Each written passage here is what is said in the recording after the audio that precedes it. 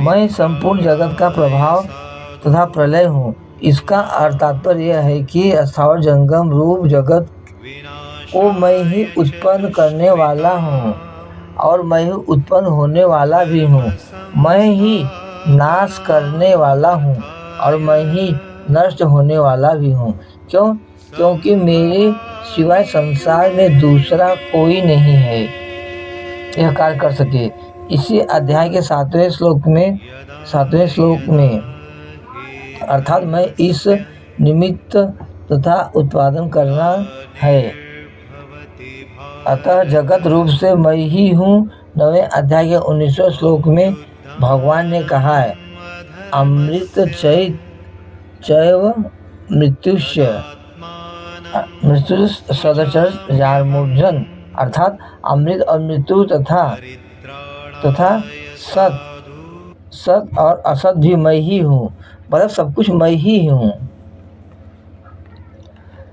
आत्ममय तदिदभे स्वत्रिसर्यते सृजति प्रभु त्रायते त्राति विश्वतमाह्यते हरतीश्वर, अर्थात जो कुछ प्रत्यक्ष अप्रत्यक्ष वस्तु है वह सर्वशक्तिमान परमात्मा ही है।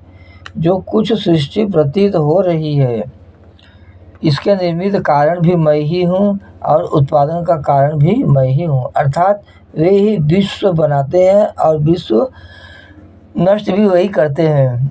वे ही रक्षक हैं और वे ही रक्षित हैं।